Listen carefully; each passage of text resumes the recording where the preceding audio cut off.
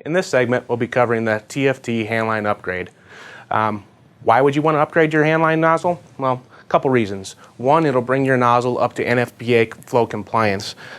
With the new front end, we've completely redone the control unit, so now we have a much flatter flow curve. Another reason, you'll be able to upgrade your handles to use the new color-coded grips. The other reason is kind of the best reason of all, you get a 5-year warranty on your nozzle. So first of all, you're going to want to know if your nozzle is even capable of being upgraded. That's easily determined by taking a look at the serial number that's on the nozzle. Go ahead and take this number, type it into our website, and it'll let you know what the vintage of your nozzle is. The nozzles that are capable of being upgraded were made in 1985 all the way up to 2003. Another thing that you'll want to look for is if the back end of the nozzle is still in good shape. If this is not in good shape, that nozzle is going to need to come into our service center for repair. An example of a big problem would be the disc, the valve discs. If those are popped up and not level with the valve body anymore, that will be a problem that needs to come into the factory. I have another nozzle here that is capable of being upgraded with the new Handline Upgrade kit.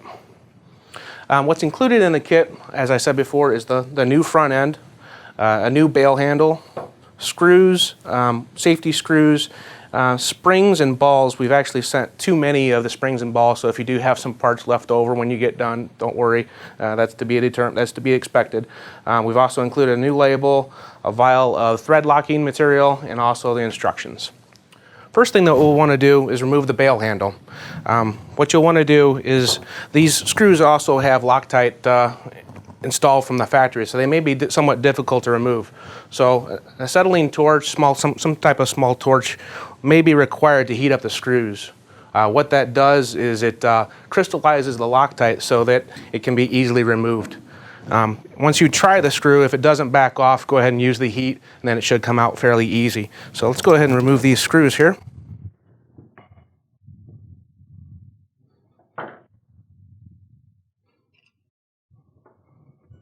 First you remove the button head screw, then remove the safety screw. It's a good idea when you're doing this to make sure that the bail handle is in the off position, completely closed. That way, when you relocate the new handle to the slider, it's in the proper location. So putting the new handle on is fairly easy, and there's not a lot of fiddling around to make sure that the slider's lined up. Repeat that process on the other side.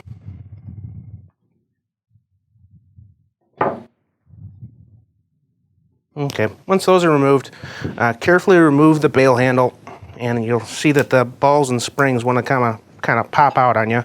Let's go ahead and set that off to the side. Take both those springs and that old bail handle and set that aside. Next thing you'll want to do is go ahead and just kind of clean up that area. Make sure that, again, you inspect to make sure that that valve disc is not higher than the surface of the valve body. Give that a quick cleaning.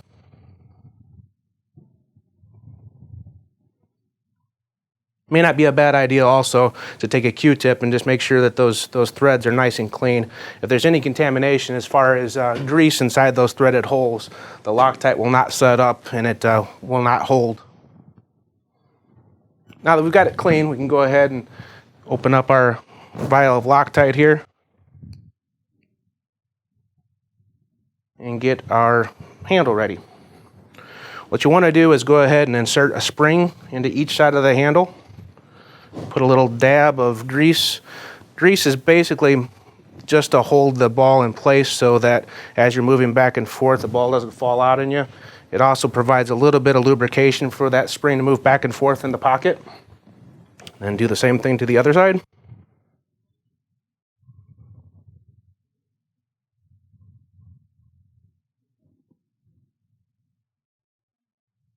Insert the ball. Now the new handle's ready for insertion. Make sure that the curvature of the handle is pointed towards the back of the nozzle. Go ahead and get the nozzle up on end here. And slide that over the top so that the spring and balls get captured in the detents of the valve body.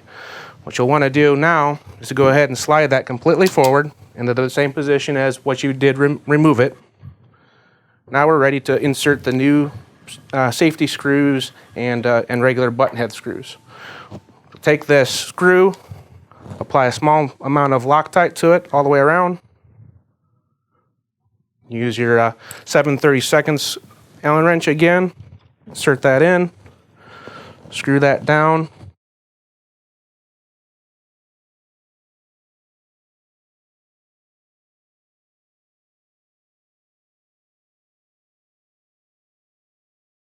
What you'll want to do is screw the safety screw in until it contacts the slider. Then once it bottoms out and you feel it touch the slider, then you want to go ahead and back it out a half of a turn. Next, you'll want to go ahead and install your regular button head screw. Apply Loctite to 360 degrees of that again. Insert that into the handle.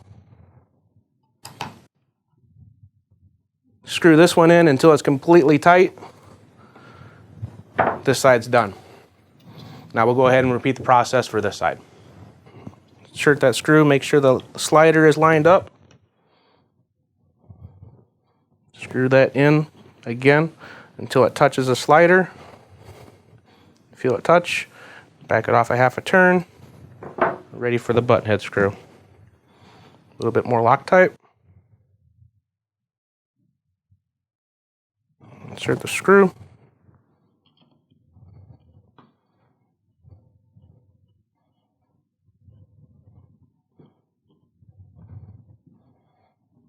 Make sure it's good and tight. Our handle's complete. Go ahead and give it a couple cycles, make sure it moves freely. Good to go on the back end of the nozzle. Let's go ahead and tackle the front end now.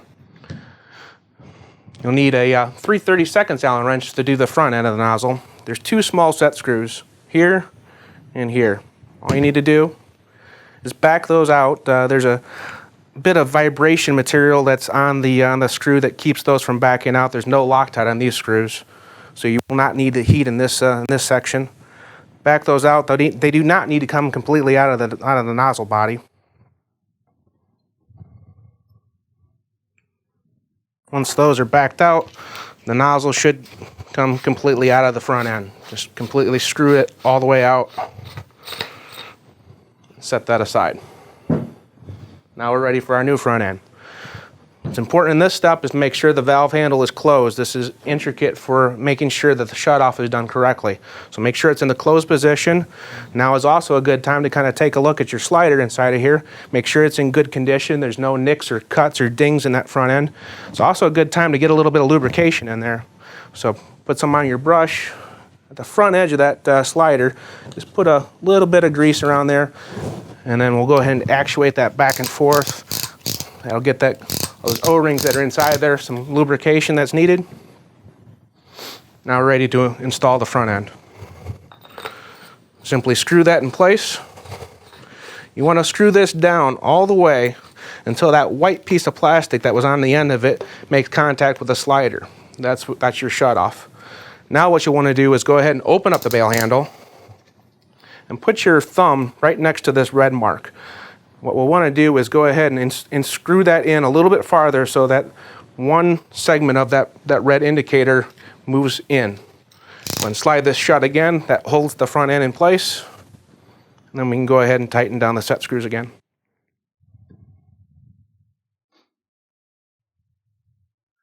Another important fact of this section is to make sure that you apply those set screws in even action. If you tighten one set screw in too fast or too hard, it actually shifts the whole nozzle off center and you'll get a leak between the front and the back of the nozzle.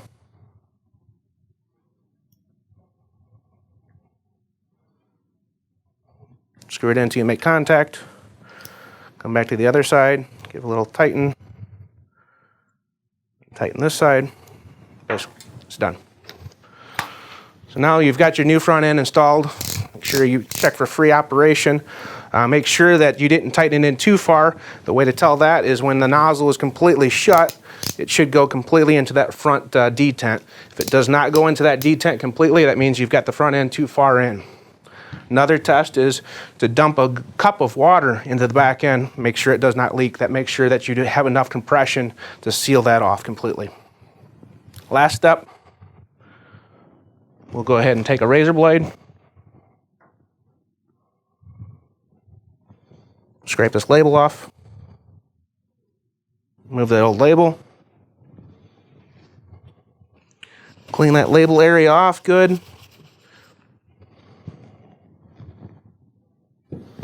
Get your new label. Remove the backing. Install it in the same location. Back end on. Take the rest of the backing off. Slide that on. Make sure it's good and flat. Done. One important thing you'll have to remember once you're done with the upgrade is to send in the warranty card. What you'll need to do is complete the serial number of the old nozzle that you just removed and fill in the serial number of the new nozzle that we just sent you and was just installed.